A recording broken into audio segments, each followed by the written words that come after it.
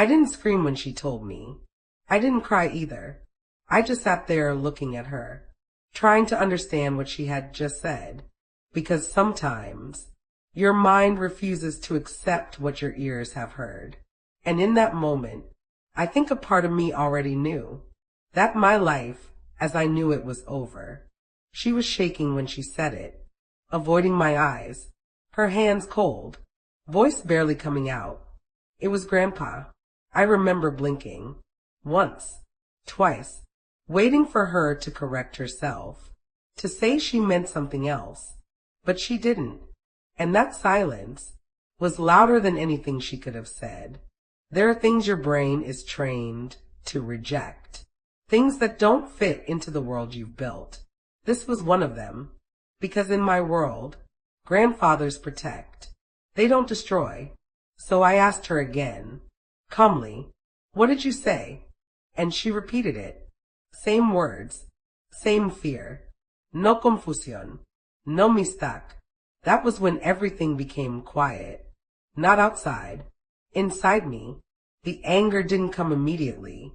The tears didn't come either. Just silence, like something inside me had shut down. My name is Judith. I've been married for 17 years. Most of those years, I spent alone. Not single, just alone. My husband worked abroad. He came home when he could, 3 times a year, sometimes less. So I became used to carrying everything. The house, the children, the responsibilities. I built a business, not because I wanted to, but because I had to. And I told myself, as long as my children are safe, it's worth it. I trusted my home. That's the truth. I believed that inside those walls, nothing truly bad could happen, because I was careful, because I was present in the ways I thought mattered. I provided. I checked. I asked questions. I did everything I believed a good mother should do. Except one thing. I didn't imagine danger inside the house. When my husband called me about his father, it didn't feel like a risk. It felt like responsibility. He said, "He's sick. He has no one." And that was enough. I didn't ask questions. I didn't hesitate. I said yes, because saying no would have made me feel like a bad person. He came quietly. No trouble. No demands. Just presence. He was polite, grateful, soft-spoken. He called me my daughter, and I accepted it, because nothing about him felt dangerous. Not at first. My life didn't change. I still left early, still came back late. The business needed me. The house depended on me. So during the day, it was just him and the children, and I trusted that completely. There was a day I came home early, unexpectedly. I walked into the living room and saw her sitting on his lap. They both looked at me. For a second, something in me paused. Not panic, just a feeling. Small, unclear, but there. And then I dismissed it, because it didn't make sense, because it wasn't supposed to make sense. So I smiled and walked past them. Looking back now, that was the moment. Not the beginning, but the moment I could have changed something. If I had asked one question, if I had stayed a little longer, if I had listened to that feeling, maybe things would be different. But I didn't, and life continued. It wasn't sudden. That's what makes it harder. If something had happened dramatically, maybe I would have noticed, but it didn't. She just became quieter, more distant, less present. I asked her if she was okay. She said yes, and I believed her, because believing her was easier than imagining anything else. When she got sick, I thought it was normal. Fever, weakness, malaria, something we had handled before. I gave her medication, waited, expected improvement, but something wasn't right. During the day, she seemed okay. At night, the fever returned, stronger, persistent.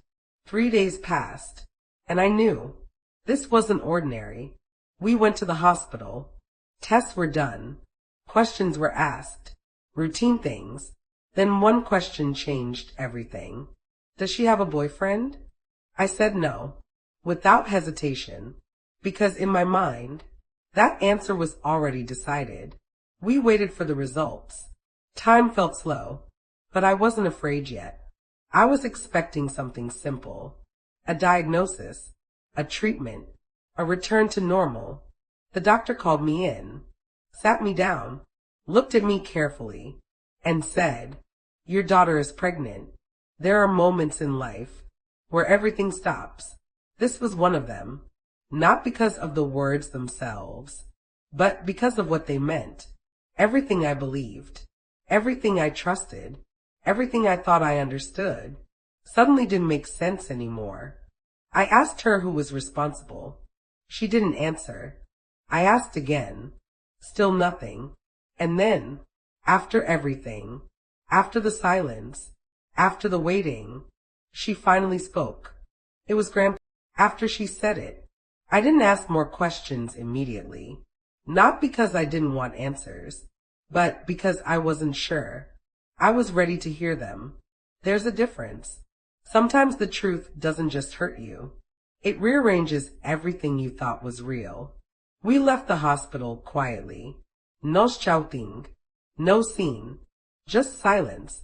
She sat beside me in the car, looking out the window, and I kept thinking, how long? That was the only question in my head. Not why, not how, just how long has this been happening in my house? When we got home, I didn't go inside immediately. I turned to her, and I asked carefully, "When did it start?" She hesitated. That hesitation told me everything, because when something happens once, you answer quickly. But when it has been happening for a long time, you have to choose where the story begins. She said, "I don't know." Then she looked down and added quietly, "Since last year, not weeks, not days, months."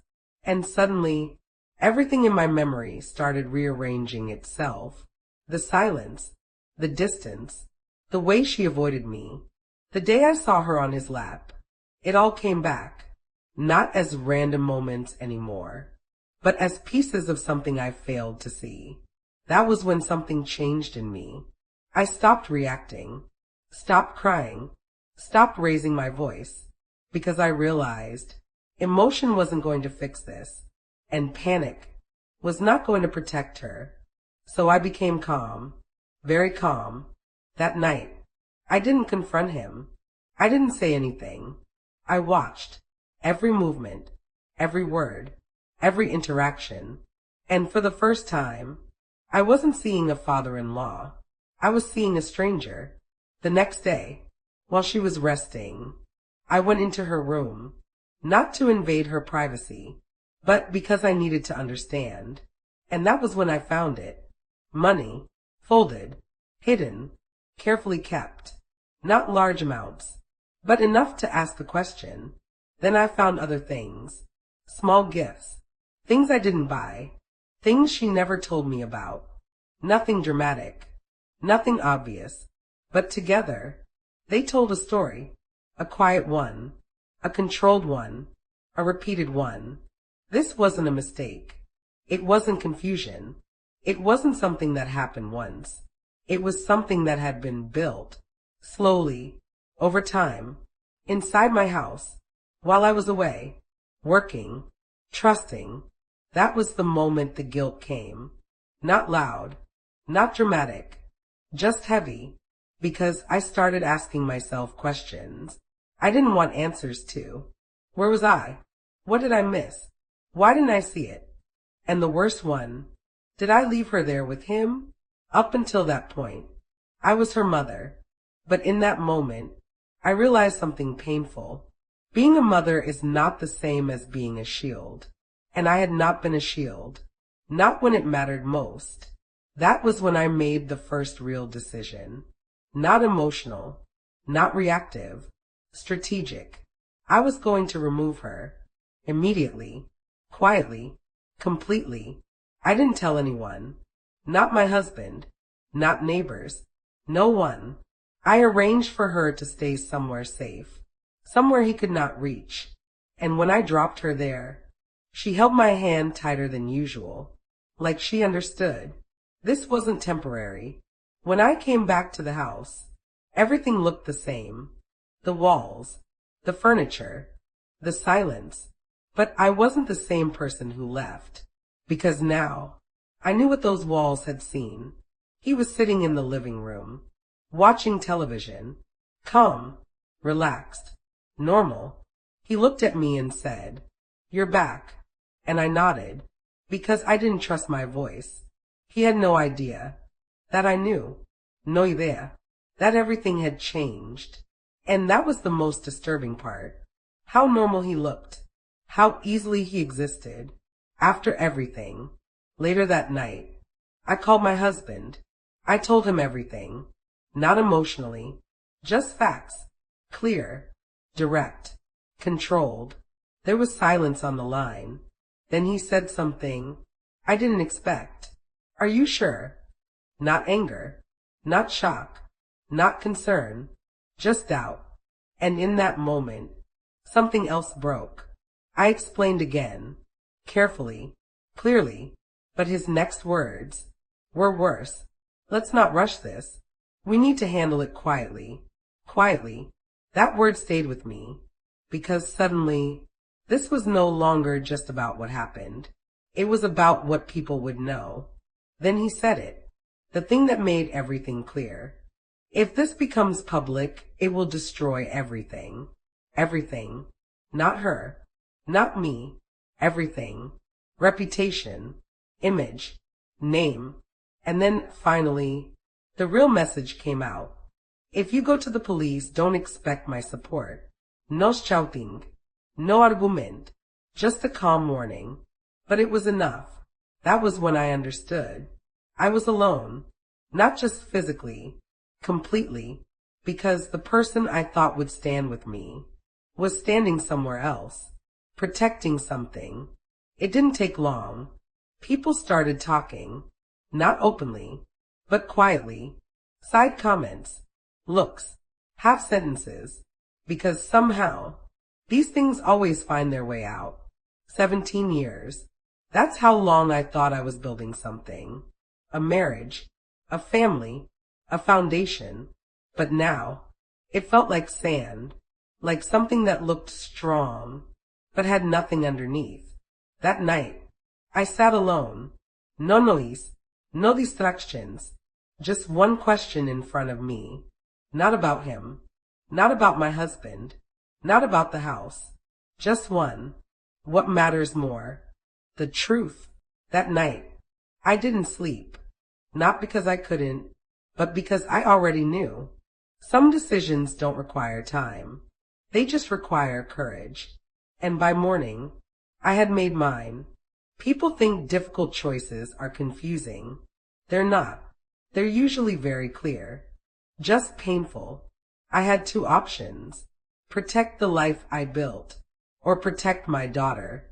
One came with comfort. The other came with consequences. But only one of them I could live with. For 17 years, I had been trying to hold everything together. The marriage, the home, the image of a complete family. But now I understood something.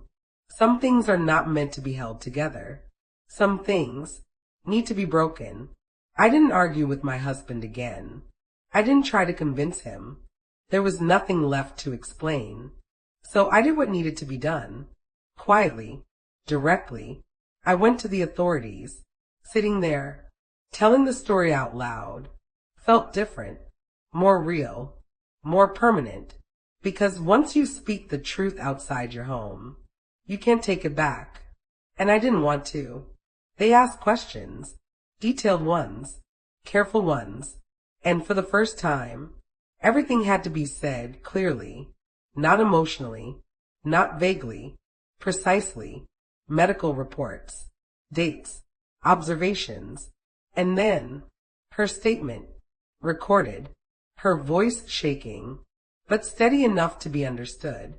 Listening to her speak was harder than hearing it the first time, because now there was no denial left, no space for doubt, just truth, clear, documented, real.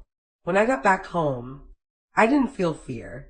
I didn't feel hesitation, just readiness, because I knew what was coming next. The police came later that day, not loud, not dramatic, just present, and that was enough. He was sitting in the same place, the same chair, watching television, like nothing had changed, until they called his name. He turned, confused, then alert, then defensive. At first, he denied it. Of course he did.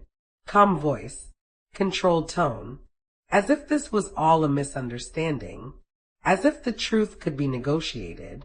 But then, they mentioned the evidence, the medical report, the statement, and something changed in his face. Not guilt, not regret, just realization that this time there was no silence to hide behind. They stood him up, placed him under arrest, and for a brief second, he looked at me, not as a father-in-law, not as family, but as someone who had been exposed.